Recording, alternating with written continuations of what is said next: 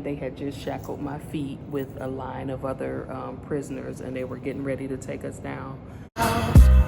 They won't let me out. Locked up. Well, hey guys. So I am currently I'm at work, but I'm on a break, and I just wanted to do this quick story time with you. 3 years ago today, your girl was locked up. 3 years ago today, they had me in handcuffs. You know, this was something that I really kept, you know, pretty private. One of the things that I find myself doing, and I do it quite often, is when I'm going through something, I don't talk about it. But, you know, this is the chance for me to share my story. This was part of the motivation to push me to do my channel, was just being able to tell my story and share my truth and share my life with you guys. So, you know, hopefully this story time will help someone else. Okay, so 3 years ago today, I was in I should say I was ending a very toxic relationship, very toxic marriage, I should say. And, you know, there's enough blame to go around, you know, for everyone. I'm sure I was just as toxic as he was. But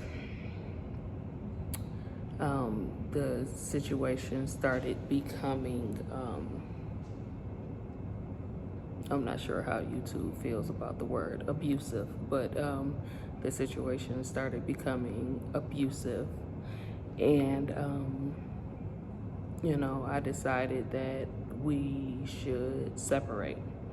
And I had already made up in my mind that I was filing for a divorce. I let him know that I was, in fact, filing for divorce. And things started getting a little weird, a little scary. You know, he started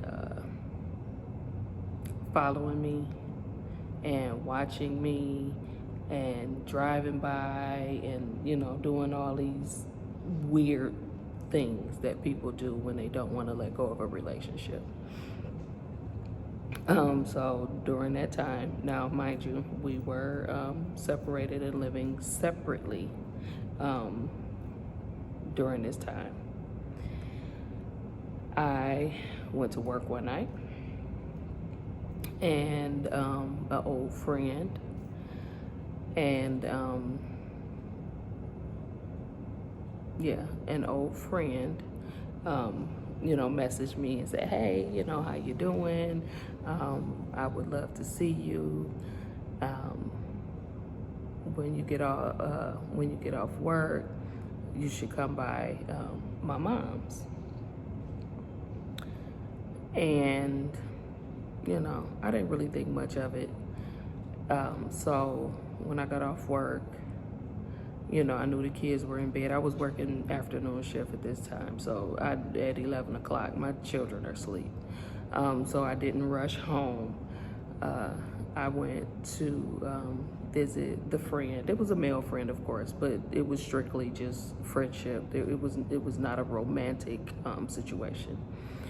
So, you know, I you know, went by there. This was someone I had been knowing since I was 14 years old. So I, of course, you know, I knew where is a childhood friend. I knew where his, you know, his mother lived. So I went by there and we sat outside in the car and talked. But I remembered as I was driving there,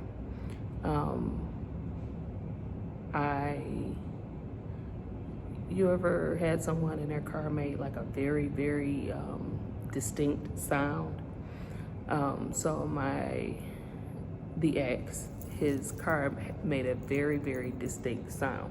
So as I was driving, I thought that I heard the sound of his car, but when I looked in my rearview mirror, the car had turned. So, I didn't think much of it, and I went ahead to the friend's house. So, we sat outside, and we sat in my car, and we talked just for a little while. And then my phone just kept ringing and ringing and ringing. And, I looked at it, I saw who it was. I didn't answer. So, no, because I totally skipped a part. So, during this separation, and my ex started becoming more and more aggressive. So I had went to the police, and I made a police report, and I sat down with a DV counselor, advocate. I sat down with a DV advocate. The advocate assessed me and went to court, on my behalf, and got the restraining order.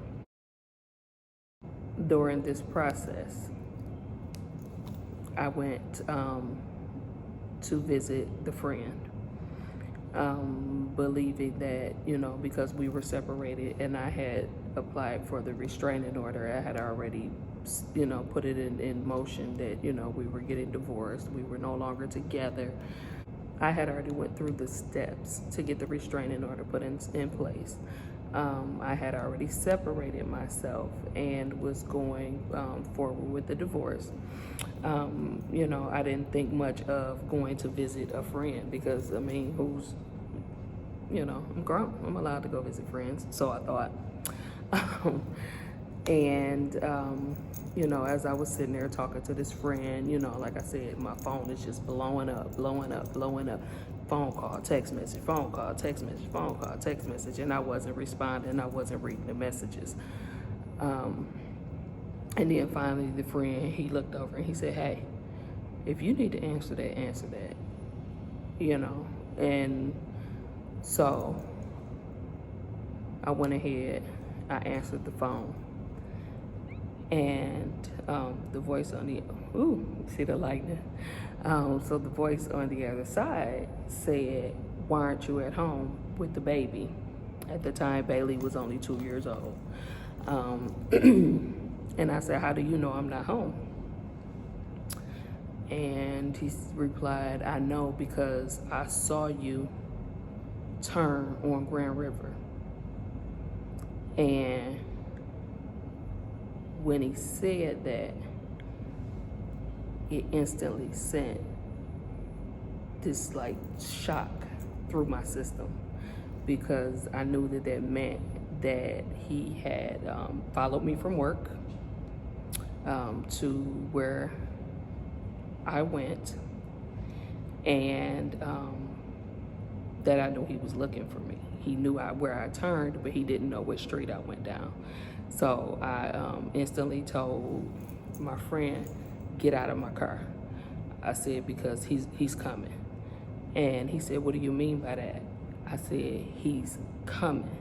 I said, "He just told me he saw me turn on Grand River." I said, "He's going to drive down every single street until he finds my car." And as soon as the friend stepped out of the car and went to walk away, I saw a car fly down the street and stop behind me. And I locked my doors, and I proceeded to try to, pull away from the curb. And as I'm trying to pull away from the curb, instantly he starts banging on the windows, trying to bust the windows out of my car. So I continue to drive down the street. You know, the text messages that he had sent were threatening messages of what he was going to do to me when he found me. So of course I wasn't about to sit there and let that happen. So as I drive off, he's, you know, on the side of my car. He's snatching on the door handles. He's banging on the windows. You know, he's trying his hardest to get to me. And, you know, like I said, the relationship had become physically violent by this point. As I'm driving away, he snatching the door handle and snatched the door handle right off of the car. And when he snatched the door handle off, of course, he fell. I did not stop. I was terrified, absolutely terrified of what would have happened if I had got out of that car, just to see if he was okay. So I instantly started dialing 911, trying to let the police know what was going on. I don't know what the hell was going on with the city of Detroit police at that time. You called 911 and you did not get a 911 operator. You actually got a recording. I went to my mother's house, which is where I was staying at the time. So I went to my mother's house and I pulled in the driveway and I ran into the house. Because one of the threatening messages was, yeah, bitch, I'll just see you at your mama house. So, you know, I was, maybe I shouldn't have said that. Okay, but, you know, so I, you know, ran into the house, made sure all the kids were good, made sure everybody was asleep. I waited for a few minutes. My phone didn't ring. He didn't show up. No text messages came through. I started to get a little concerned, so I took myself to the police station. And when I went to the police station and I talked to the police and I explained to them what happened, you know, I explained to them that I already had filed for this restraining order, you know, that I had been followed from work, and, you know, that I was being stalked, and he tried, you know, to attack me and tried to break out the windows of my car. So as I'm telling the story, I get a phone call from the local hospital, the nearby hospital, at which time the nurse at the hospital said, hey, just letting you know, we have your husband here and he's asking for you, and he's asking for you to come to the hospital. And sorry, I need to clear my throat. So, you know, and speaking with the nurse, I told the nurse, no, absolutely not. I will not be coming, because he was trying to lure me to the hospital, because he had just tried to attack me. And at which time the nurse laughed and said, okay, I'll let him know you won't be coming.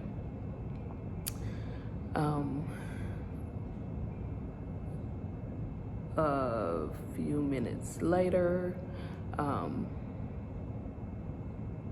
while I was still there at the police station waiting to hear what was going to happen, you know, what was going to happen, which in my assumption, I assumed that I should have been going home because I was,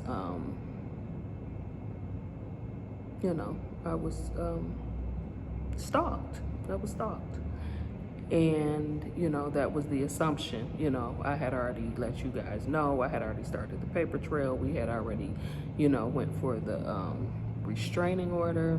Yeah, so, you know, they sent a couple officers over to interview me. And in interviewing me, the sergeant, I guess on duty, told the officers that they needed to take me in. Wow. That they needed to take me in. The officers, you know, they handcuffed me. And I felt really bad because my son, who was 19 at the time, he had accompanied me to the police station. So he had to witness them taking me into custody. And mind you, I had just got off work. So, of course, I'm dressed in my work scrubs. And that particular day, you know how it is when you coming fresh out of a relationship, you know, you get your flyers. So, I had a full face. I mean, my face was beat to the gods. Full face of makeup, cute ponytail. I put on the cutest scrubs that I had, and I was just feeling really good when I went to work that day, not knowing that later on that night I would be in police custody. So they handcuffed me. They take me down to the Detroit Detention Center, and they take me down to the Detroit Detention Center, and they proceed to, you know, fingerprint me, and you know, they advised me on what it looked like I was being charged with, which was felonious assault. And you know, they let me know, like, you won't be going home until you see a judge, which could take 2 days. So, you know, once they processed me, they took me into the bullpen. And they have 2 separate bullpens. They have one for felons and one for misdemeanors. So of course, because I'm being charged with felonious assault, I had to go into the bullpen with all of the people who had committed crimes that were accused of committing crimes that were felonies. So, you know, I'm in the felony cell.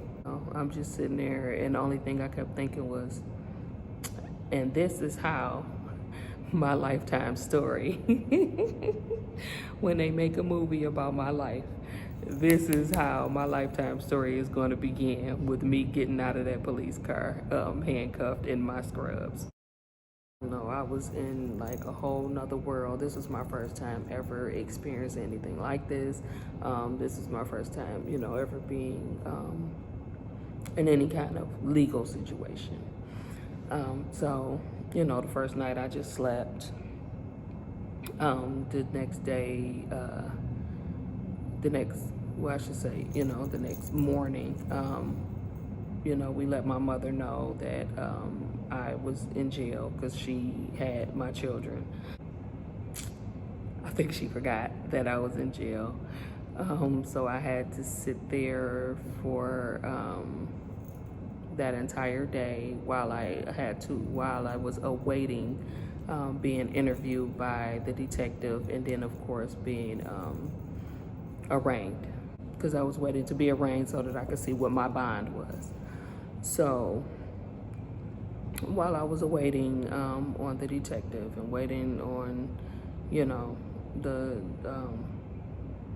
arraignment, that day, for, you know, that whole day, you know, I just sat there, and I think I kind of like zoned out, because I don't really remember a lot of it, because it's really just sitting. Like, there's no, you know, there's nowhere to lay. You just have a hard metal bench and brick walls behind you, and that's it. So I sat there for the entire day. And then eventually a detective came and spoke with me, and after the detective spoke with me, he told me that they were definitely charging me with felonious assault, because I guess some witness lied and said that they saw me hit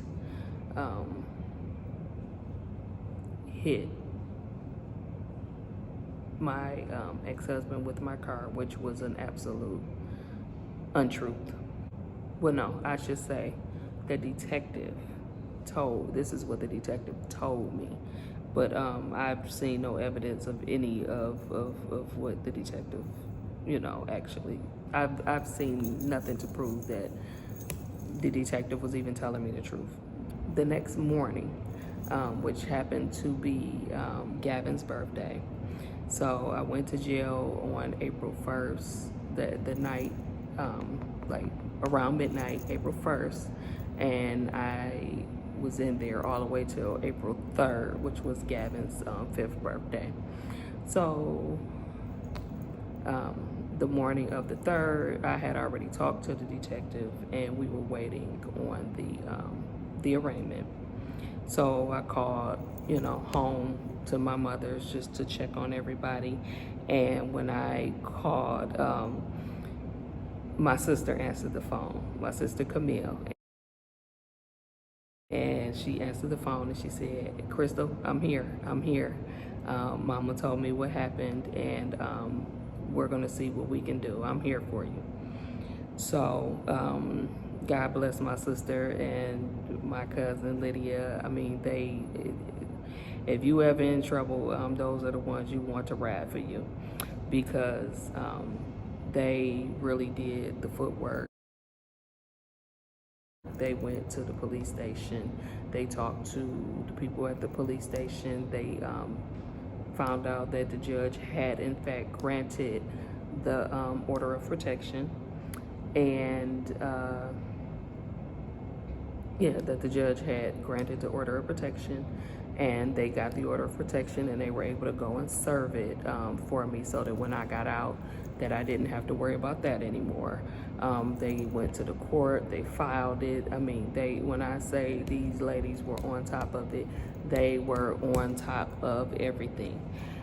They found out how much my bond was. They went and got the money. They came down to the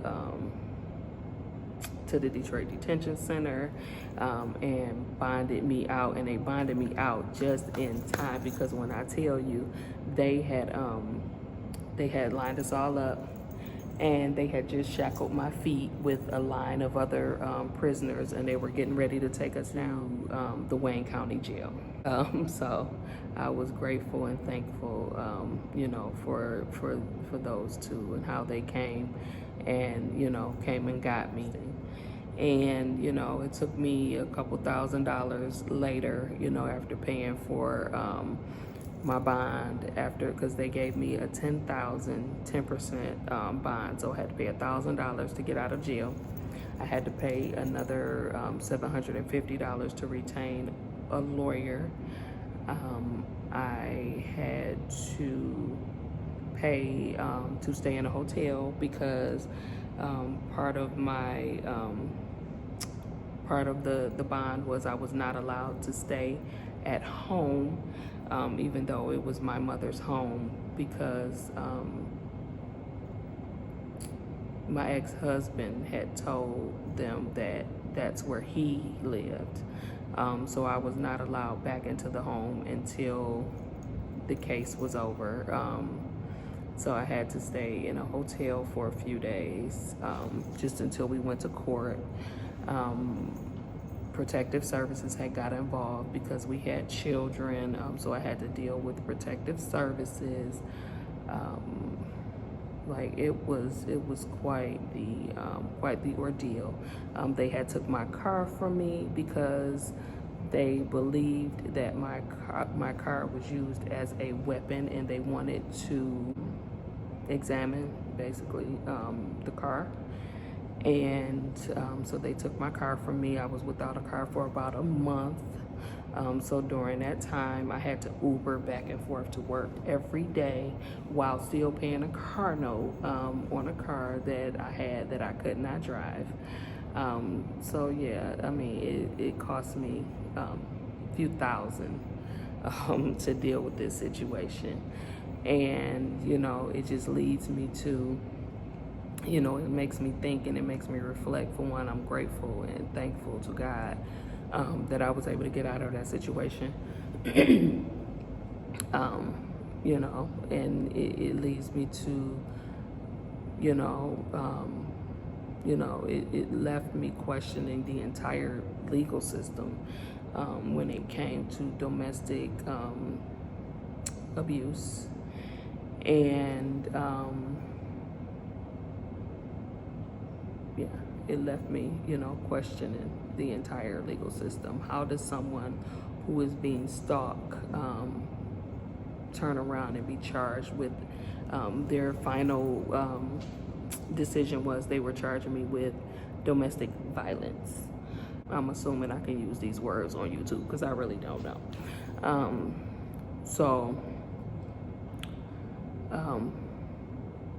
Yeah, that was their final. The judge had charged me with domestic violence. You know, luckily and gratefully, I thank God that it was found that I was not at all in the wrong, and everything was dropped. You know, one thing about abusers, I had to learn this in domestic violence classes. I had to take classes as a survivor. I had to take a survivor's class. And what I found in that class was that, you know, they will continue to find other ways to continue to abuse you. And one was using the legal system to try to flip the tables and make it seem like I was the actual aggressor, which of course it was found that I was not, and everything was dropped. And, you know, I'm thankful and I'm grateful, you know, that in the end, the system did work in my favor. But it was quite the ordeal. It was quite the ordeal. But I just wanted to share this story because I know I'm not the only person that has gone through something like this or that is going through something like this. And I know that situations like this is the reason why a lot of people stay. But I'm here to tell you that I am doing wonderfully. I am surviving and I am thriving. And, you know, I just wanted to share my story. So I hope this helps someone. And yeah, they had your girl locked up. But I'm glad that it, you know, I'm here to tell the story. So thank you for watching, and I love you, and I will see you in the next video. Bye-bye.